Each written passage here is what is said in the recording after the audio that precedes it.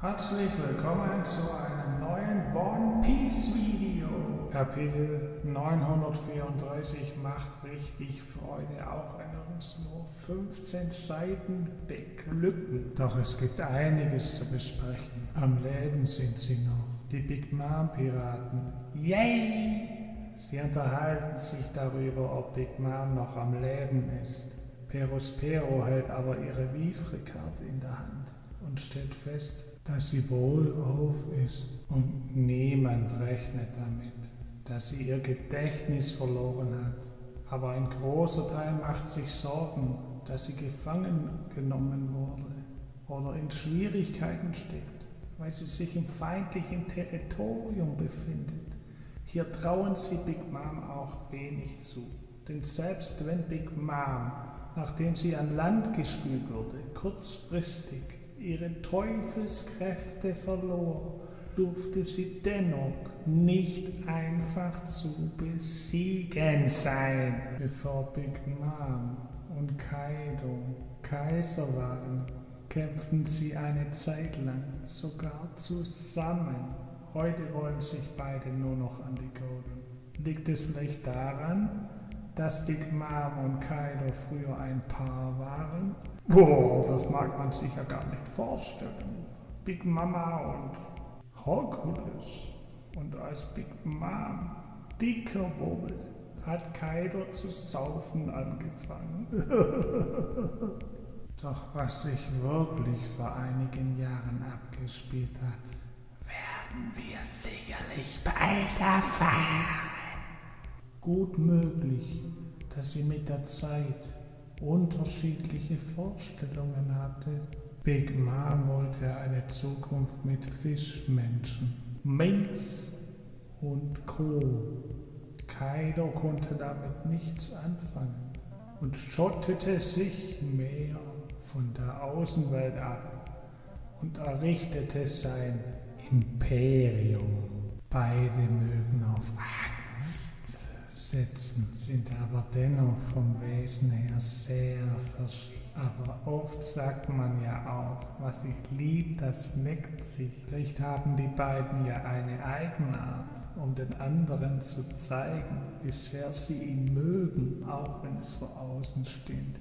Nicht so aussieht. Perospero sieht sich schon als neuen Captain, wenn Big Mom nicht mehr ist. Doch Daifuku, der Flaschengeist-Man, zeigt, was ein Ehrenmann ist und meint zu Perospero, dass nicht die Geburtsfolge entscheidend ist, sondern die Fähigkeiten Entscheidend sind. Und der Flaschengeist-Man redet nicht über seinen Bruder schlecht, erst recht nicht, wenn dieser nicht anwesend ist. Das unterstreicht ja noch, wie wichtig und stark Katakuri ist, der Meister des Observationshaki. Katakuri wird wohl noch auf Whole Cake Island sein. Aber so lernen wir noch andere Big Mom Piraten besser kennen und davon gibt es eine Menge. Mir sind sie auch lieber als irgendwelche Smile-Frucht-Nutzer, die leider bisher, abgesehen vom Comedy-Aspekt, eine Lachnummer sind. Und Shiggy Baby Smoothie mag es nicht, wenn schlecht über ihre Mutter gesprochen wird, als sei sie schon tot. Interessant ist ja, dass sie sich ziemlich sicher ist, dass sie wieder zu ihnen zurückkehren wird. Was für eine herzerwärmende Geschichte. Und Big Mom ist einfach nicht tot zu kriegen. Vielleicht hatte sie auch ähnlich wie Raffi immer wieder das Glück auf ihrer Seite. Oder ist auch ihr Körper extrem widerstandsfähig, ähnlich wie der Körper von anderen Kaisern. Blackbeard stirbt nicht, wenn er 2 Teufelsfrüchte in sich trägt. Und Hokkaido ist einfach nur eine Wand. Big Mom wurde von ihren eigenen Kindern schon oft angelogen, auch deshalb, um sie nicht noch mehr in Rage zu versetzen. In ihrem Rausch ist sie nun einmal schwer zu bändigen. Loyalität schaut anders aus. Dass Geschwister nicht immer einer Meinung sind, ist dabei Geschwister nichts Außergewöhnliches. Doch Harmonie schaut anders aus. Nicht nur zwischen ihnen herrscht dicke Luft, sondern auch was Big Mom betrifft, gehen die Meinungen weit auseinander. Man kann es schon als eine Hassliebe bezeichnen, doch man kann sich bei manchen auch nicht sicher sein, ob das Gesagte auch so gemeint ist. Manche hätten sicherlich ihr schon längst den Rücken gekehrt, wenn sie nicht so stark und mächtig wäre, aber die meisten würden zu ihr halten, wenn es darauf ankommt. Auch wenn ich nicht alles von Big Mom gut finde, hat sie es dennoch als Kaiserin nicht verdient, dass sich ihre komplette Crew gegen sie stellt. Bei ein paar kann ich es mir durchaus vorstellen. Und gegen ein Verrat würde ja auch nur mehr Spannung reinbringen. Also ein Verrat wäre richtig gut. Also bitte ja, ich hätte natürlich nichts dagegen. Nach einem kurzen Abstecher in die Okobore-Stadt wurde Big Mom auch schon im Amigasa-Dorf gesichtet. Hitetsu, der kleine Pinocchio, der Schwarzschmied, ist natürlich außer sich, da er seine Aufsichtspflicht Kinemon gegenüber nicht verletzen will und sich Sorgen um Otama und Monomosuke macht. Big Mom ist gut gelaunt und hat eine schicke Hofsteckfrisur. Sie lacht, obwohl sie diesmal nichts zu essen bekam. Das ist ihr aber egal, weil die Leute so freundlich zu ihr waren. Wahnsinn, sie freut sich. So eine glückliche Big Mom haben wir schon seit der Naschattacke nicht mehr wiedergesehen. Der kleine, flauschige Chopper macht sich Sorgen um Napoleon. Big Moms sprechen Hut, dass dieser bald zu quatschen anfängt. Oder ob er sich an nichts mehr erinnert, das wissen wir nicht. Die Sorge mag durchaus berechtigt sein. Kann der sprechende Hut ähnlich einen in Schwierigkeiten bringen wie ein sprechender Papagei? Bisher war er Big Mom ja loyal ergeben, hat aber auch ein eigenes Gewissen. Doch warum schweigt Big Moms Hut? Ein paar Salzspritzer durften nicht viel bewirkt haben. Vielleicht wartet Napoleon einfach nur auf den richtigen Moment, da eine Big Mom mit leeren Magen in ihrem normalen Zustand alles kurz und klein hauen würde, was ihr in die Quere kommt. Und gerade wäre es alles andere als klug, wenn Big Mom zu viel Aufsehen erregen würde. Big Mom wird ihr Gedächtnis noch zurückerlangen. Die Frage ist nur, in welchem Umfang das geschehen wird. Unfassbar. Big Mom schlug einen Krokohai mit 2 Schlägen auf den Hinterkopf. So etwas wäre doch mal was Geiles für einen Horrorfilm. Krokohai, jetzt im Kino. Hammerstart. Monomosuke trainiert fleißig auf dem Rücken des Krokohai und Kiku packt eine riesige Wano Kuni-Karte aus, als Big Mom sie fragt, wie weit es denn nach Udon ist. Und es ist sehr, sehr weit. Und Wano Kuni ist größer als zuerst gedacht. Ich hätte es nicht geglaubt, wenn ich es nicht mit eigenen Augen gesehen hätte. Wir haben 6 Regionen mit unterschiedlichen Land- und Klimaeigenschaften, die alle große Flüsse durchlaufen und unterhalb, ja, da befindet sich Onigashima, Kaidos Insel. Ja, sie macht auf der Karte einiges her. Sehr viele her. Als würde die Blumenhauptstadt hier locker reinpassen. Der kleine Lustmolch Monomosuke ist sich seiner großen Verantwortung durchaus bewusst. Er trainiert wirklich fleißig. Aber als Monomosuke beim Training das Wort Snatch verwendet, das er von Zorro gelernt hat, um seinen Kampfgeist zu stärken, ist Kiku alles andere als begeistert und verbietet ihm das Wort weiterhin zu verwenden, das im alten Wano-Dialekt etwas anderes bedeuten würde. Doch was kann das sein? Vielleicht etwas Unanständiges?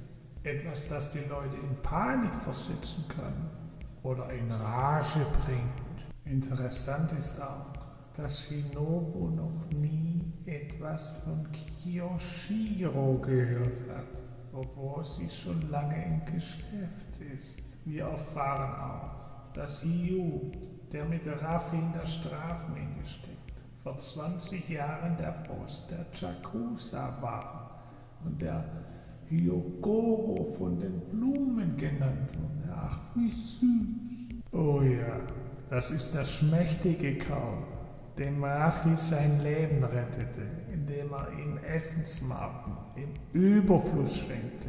Das hatte jetzt ein Nachspiel, da jeder sich sein Essen selbst verdienen muss, ganz gleich wie alt oder wie schwach derjenige auch ist. Das überrascht uns dann doch ein wenig. Wird Hiyu nicht gerade stark, obwohl er vor 20 Jahren eine ganz große Nummer war. Doch wie ist es möglich, dass aus einem Was willst du? Nein, nein, nein, bitte nicht, wurde. Doch wie hat Hiyu es ganz nach oben geschafft? Ja, da gibt es viele Möglichkeiten. Entweder war er früher sehr stark, stärker als er aussah, kannte mächtige Leute oder ging sehr geschickt vor und baute einen gewissen Kult um sich herum auf. Ich kann mir gut vorstellen, dass aus Ganoven dennoch gute Menschen macht, die bei ihm sowas wie eine Heimat, Leute, die von anderen verstoßen wurden. Bei ihm lernten sie sich an Regeln zu halten, bekamen dafür den Schutz der Family. Wahrscheinlich hat Kiyoshiro Hiyu in einem Kampf besiegt und in die Mine geworfen, Kaido seine Loyalität zu beweisen. Und Hiyu besitzt immerhin ein paar Narben. Wir wissen aber nicht, ob er die Narben während seiner Inhaftierung bekam, sowie die Narbe auf seiner Stirn oder in einem Kampf gegen Kiyoshiro bekommen hat. Es wäre aber auch gut möglich, dass Kiyoshiro Hiyu einfach nur verraten hat. Vielleicht bekam er auch etwas dafür, um die Macht an sich zu reißen und streng nach alten Regeln zu leben. Nicht wie Hiyu, ein so wie du mir, so ich dir zu leben. Wird Kiyoshiro eher wie jemand, der besonnen handelt und nicht mit dem Kopf durch die Wand will. Nami, Robin und Shinobu konnten sich in Sicherheit bringen. Wer hätte das denn gedacht? Jeder, okay, sind wir doch mal ehrlich. Und sie wollen sich jetzt etwas Gutes tun im Badehaus, der Wahnsinn, und Otoko einen Besuch abstatten. Lustig wäre es ja, wenn Sanji vorbeischaut, der kleine Lustmolch, dann geht endlich sein Traum in Erfüllung. Nein, nicht den Old Blue zu finden, sondern mit Mädelsbahn. Leute, was ist nun mit Robin los? Von den Strohhutpiraten ist sie meist diejenige gewesen, die das größte Wissen an den Tag legte und über alles Bescheid wusste. Doch wenn sie etwas tun muss, das ihr wohl keine Freude bereitet, ist sie wohl nicht zu gebrauchen. wie Kanjuro entsetzt am eigenen Leib erfahren musste. Robin konnte bei ihrer Mission nur in Erfahrung bringen, wann Orochi bei der Schlacht aufsteht. Ja, das kann doch auch schief gehen, wenn der Wecker nicht klingelt. Worin die Tribute bestehen, wann das Bankett beginnt, wie die Hierarchie von Kaido geschaffen ist oder wie groß das Waffenarsenal ist oder welche Waffen er besitzt, davon hat Robin keinen blassen Schimmer. Kanjuro ist entsetzt, so wie ich, und lässt sich nicht von Robins unschuldigen Blick beeindrucken. Einem Raffi hätte ich es zugetraut oder einem Zorro, der sich ständig verläuft. Aber einer Robin, nein, das darf einfach nicht passieren. Und Long kann einem echt jetzt schon leid tun, aber das macht es ja noch viel, viel spannender. Brook macht sich als Spion richtig gut. Er fand in seiner Geistergestalt ein Pornoglyph, so wie bei Big Mom. Brook war jedoch nicht in der Lage, eine Kopie anzufertigen. Das lag wohl an den Kokeshi-Puppen, die in Japan zu den beliebtesten Glücksbringern zählen und auch als ideale Geschenke gelten, wenn man seinem Liebsten viel Glück wünschen möchte. Sie gelten aber auch als Hüter des Hauses und wurden im 19. Jahrhundert von Holzarbeitern als Talismane für Fruchtbarkeit und eine reiche Ernte angefertigt. Diese Puppen werden sicherlich noch eine große Rolle spielen. Robin überrascht es nicht, dass das Rotpornoglyph sich auf Onigashima befindet. Ich bin schon sehr gespannt, was uns dort außer Kaido erwartet, aber bis dahin wird noch viel Zeit über den Jordan gehen. Und jetzt mal ehrlich, glaubt jemand noch daran, dass Komurasaki am Leben ist? Mir ist nicht bekannt, dass bei einem One Piece Charakter schon so oft das Wort Tod in den Mund genommen wurde. Selbst Sanji heult wegen Komurasaki wie ein Schlossen, obwohl er sie nur einmal gesehen hat. Was ist mit ihm los, verdammt? Was ist mit ihm los? Mir fehlen nicht nur bei Sanji die Worte, sondern auch seine Herzaugen, wenn er an die schöne Komurasaki denkt. Law bleibt jedoch ganz entspannt und erwähnt noch vor Sanjis Augen, dass morgen das Begräbnis stattfindet von Komurasaki. Ich würde es, wie schon einmal gesagt, nicht gut finden, wenn Komurasaki von den Toten auferstehen würde. Sie ist nicht Peru 2.0 und der knallharte Oda wird das Ding hoffentlich schaukeln. Und Lysop stellt uns eine neue Teleschnecke vor. Die Teleschnecke auf Wano ist ein wenig schmaler und länglicher als die normale Teleschnecke. Vielleicht hat sie noch andere Besonderheiten aus einem schicken Design, einen besseren Empfang in etwa, vielleicht auch einen integrierten Störsender, damit die Marine nicht weiß, was dort vor sich geht. Und das Spannende ist ja, dass die Menschen auf Wano Kuni durchaus eine Zeitung haben, aber auch nur erfahren, was innerhalb Wanos passiert. Was für ein Glück! Sanji hat sich wieder eingekriegt und fragt Law, ob in der Zeitung etwas über Raffi steht. Lysop und Frankie sind gut gelaunt und glauben, dass Raffi bereits aus dem Gefängnis ausgebrochen ist. Ja, wenn sie sich da mal nicht täuschen. Yes, das Kind soll ausgebrochen sein, aber Raffi nicht. Alle sind fassungslos und können es nicht glauben. Doch Sanji, der kleine Schlingel, denkt wieder nur daran, wie er mit Mädels baden kann. In der Gefangenenmine wird Raffi ständig von Alpaka-Mann angespuckt. Ja, wie eklig ist das denn? Einen groß geratenen Kerl mit einem flauschigen Fell der von einer Smile-Frucht genascht hat. Alpaka-Mann fragt Raffi, ob er Kid zur Flucht verholfen hat, damit ihm die meiste Zeit verbracht hat, und fügt noch hinzu, dass Kid nicht weit gekommen sein kann, da noch immer seine Seesteinhandschellen tragen soll. Darauf werde ich später noch zurückkommen, aber wenn sie Kid finden, soll er laut Alpaka-Mann getötet werden. Doch was hält Kaido davon? Er könnte damit den Willen anderer Gefangener brechen, würde dann aber auch einen starken Kämpfer verlieren. Auch Raffi muss einiges von Alpaka-Mann ertragen. Beim ersten Vergehen würde man seine Hände abschneiden, beim zweiten Vergehen die Beine. Ja, das erinnert einen ja stark an Big Moms Glücksrad. Es wäre schön, wenn alles nicht nur dummes Gerede ist, sondern auch mal was passiert, so wie bei Jinbei. Wenn er kein Handicap bekommt, spricht vieles dafür, dass er trotz Sanjis Power-Up stärker wäre als Sanji. Das kann man ja machen, aber dann muss man sich von dem Monster-Trio Raffi, Zorro und Sanji verabschieden. Aber wäre das denn schlecht, wenn man alles bunt durchmischen würde und wir mal Kampfpaarungen sehen, mit denen nie jemand gerechnet hat? Es ist ja auch nicht wichtig, wer gegen wen kämpft, sondern warum und wie der Fight gestaltet wird.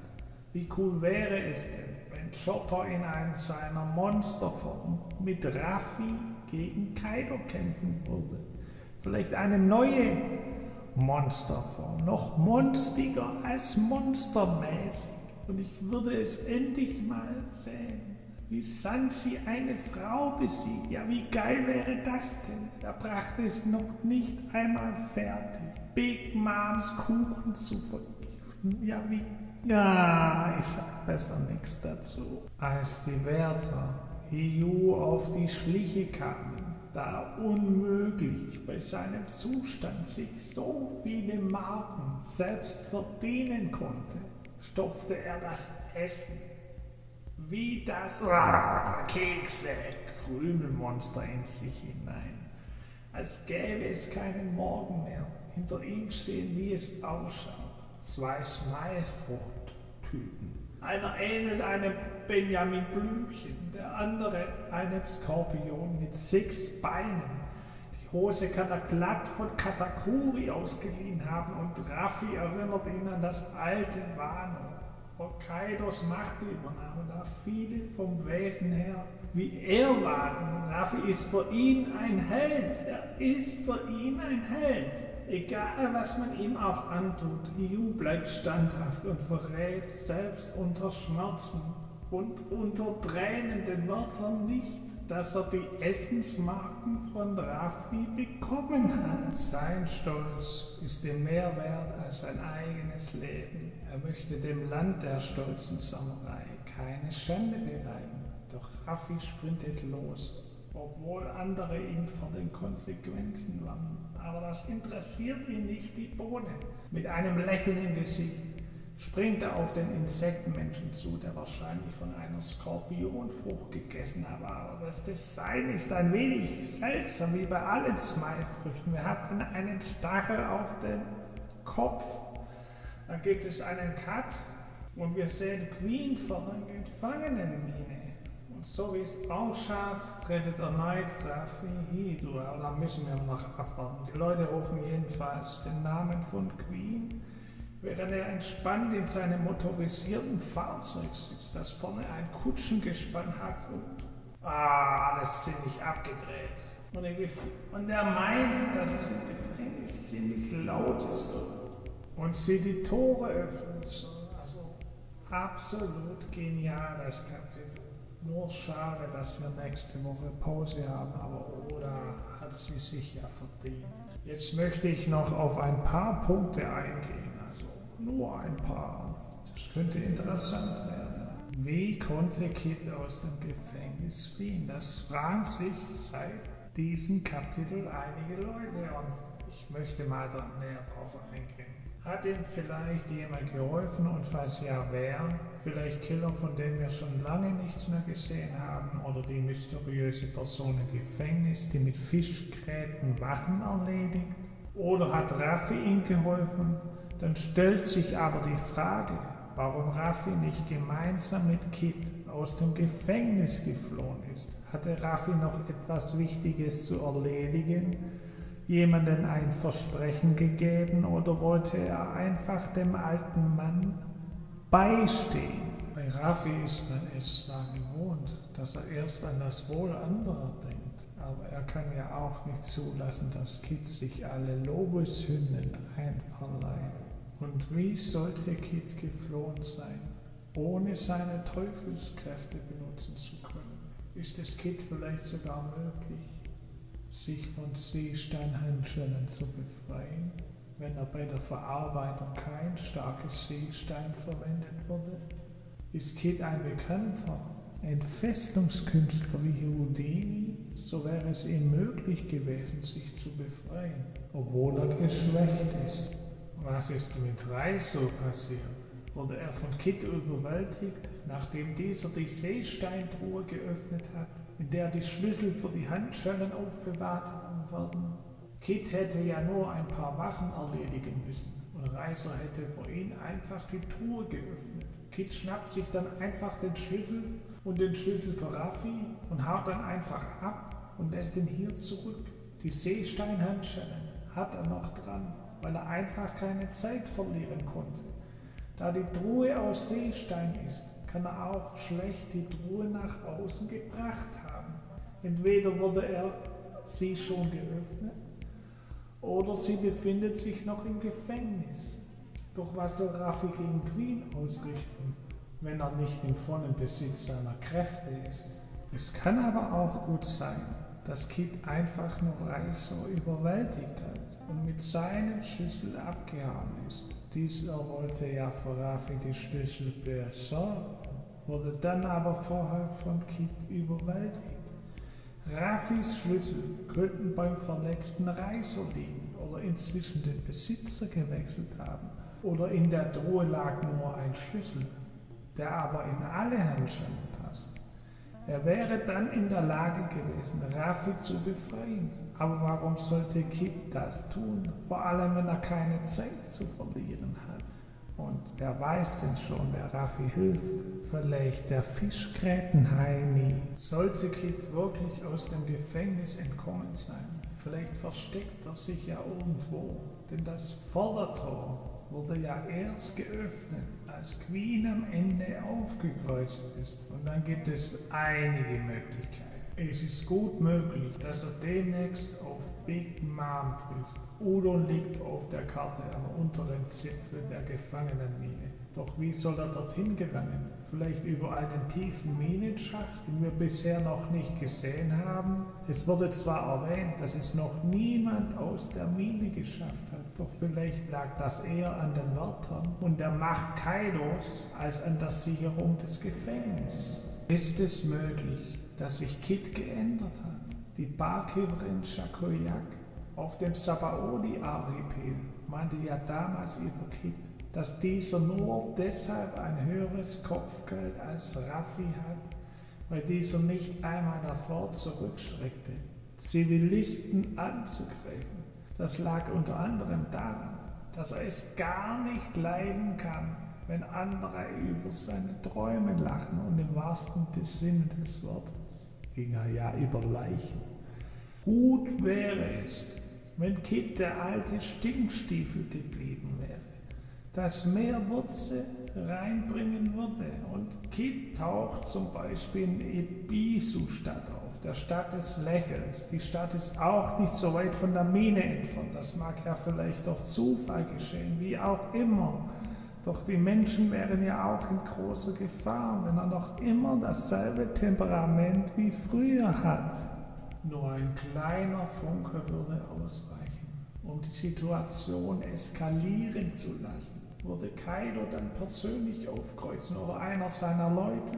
Immerhin würde Kit sicherlich nicht von Wano Kuni einfach so verschwinden, ohne eine Duftmarke eines Stinktiers zu hinterlassen. lassen. Sein Kopfgeld möchte er sicherlich auch erhöhen, um respektiert und gefürchtet zu werden. Auch wenn Wano Kuni fast schon unter einer Glocke ist, wie unter der Dom, dringt dennoch immer wieder etwas nach außen. Sollte sich etwas ganz Großes dort abspielen, dauert es vielleicht etwas länger, bis die Öffentlichkeit davon erfährt. Aber dann wird sich die News wie ein Lauffeuer verbreiten. Man hat ja schon in den Minen gesehen, wie er mit Raffi wetteiferte und Kaido höchstpersönlich bezwingen will, auch um den Ruhm für sich alleine einzuheimsen. Da hat Raffi natürlich etwas dagegen. Kid mag ja im Gespräch bleiben, doch mit einem für neue Weltverhältnisse. Eher mickrigen Kopfgeld nimmt ihn keiner mehr ernst. Das Kopfgeld ist für ihn sicherlich auch ein Zeichen von Stärke und Macht. Und was wäre ein zukünftiger König der Piraten mit einem lächerlichen Kopfgeld? Kid, der zukünftige König der Piraten. Es wird aber echt mal Zeit, dass wir uns von ein paar Wookies verabschieden. Kid ist ein starker Antagonist, keine Frage, aber wäre es nicht allmählich an der Zeit, ihn als großen Gegner Raffis aufzubauen? Law ist ja schon aufgefallen, dass sich Raffi schnell mit den Leuten anfreundet. Was wäre denn, wenn Kid in der Stadt des Lächelns herumwütet und Raffi später in der ganzen Stadt schwer verletzte Leute sieht, blutüberströmt und kaum ansprechbar, aber dennoch mit einem Lächeln im Gesicht, trotz der Schmerzen, die sie haben. Wir hätten das erste Mal einen ernsthaften Kampf zwischen zwei Rookies. Nicht so ein harmloses Geplänkel wie zwischen Law und Basil Hawkins. Raffi braucht schon einen Grund, um zu kämpfen. Und wenn jemand Zivilisten angreift oder seine eigenen Leute, versteht er keinen Spaß. Somit hätten wir einen guten Grund für Raffi, um gegen Kid zu kämpfen. Es ist besser, den Kampf hier auf Wano Kuni auszutragen, bevor Kid zu viel Screentime bekommt und zu mächtig wird und anderen Leuten die Show schiebt, die einfach wichtiger sind. Kid wird dann in einem epischen Fight von Raffi besiegt und nach Impel Down gebracht. Oder er schließt sich Raffi später an. Raffi braucht den Fight gegen Kid, bevor er sich gegen Kaido stellt. Würde Kid erst Reiser verletzt zurücklassen und dann noch in Ebisu weiter herumwüten, hätte Raffi genügend Gründe, um Kid in Grund und Boden zu stampfen, auch wenn Kid ein starker Verbündeter gegen Kaido wäre, aber das wäre ja zu viel des Guten. Und es gibt noch mehr Gründe, warum Raffi gegen Kid kämpfen muss. Das ist meiner Meinung nach im Moment unvermeidbar. Gegen Katakuri konnte Raffi sein Observationshaki verbessern. Gegen Queen wird er wahrscheinlich sein Rüstungshaki verbessern und gegen Kid sein Königshaki, da er auch im Besitz des Königshakis ist. Kaido meinte ja, dass man keine Verwendung für so viele Könige habe. Wie cool wäre das denn, wenn Raffi Kid besiegt, von Kaido noch Lob bekommt, lass uns das zwischen zwei Königen regeln. Ja, wie geil wäre das denn? Kaido und Raffi trinken erst ein und dann gibt's einen voll auf die Mütze.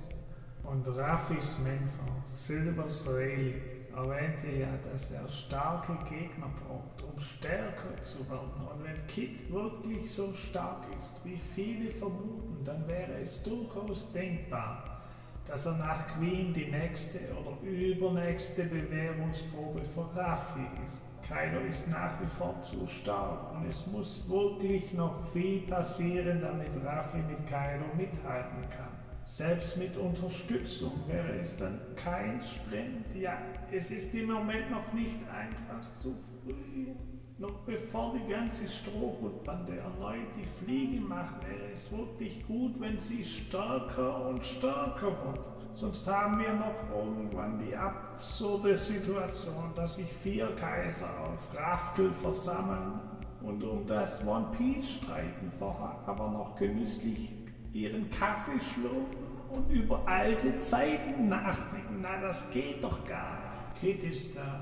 Warum ihn nicht gleich als Gegner für Raffi aufbauen? Hat er nicht gemeint, dass sie Feinde sind, wenn sie sich in der neuen Welt wieder begegnen? Im Gefängnis haben die beiden sich ja schon einmal beschnuppert, aber Raffi hatte erstens keinen Grund, um gegen ihn zu fighten.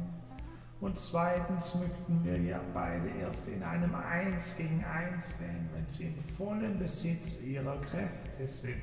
Zorro kämpft dann später gegen Kiyoshiro oder gegen King, und für Sanji und Co. wird es sicherlich auch noch einen Gegner geben. Eventuell jemand, der uns noch nicht vorgestellt wurde, auch wenn das eher unwahrscheinlich ist. Es sei denn, jemand tritt am Ende des zweiten Akts in Erscheinung. Auch wenn es typisch für One Piece ist, dass fast jeder seinen Kampf bekommt, wäre es doch mal toll, wenn wir einen starken Piraten präsentiert bekommen.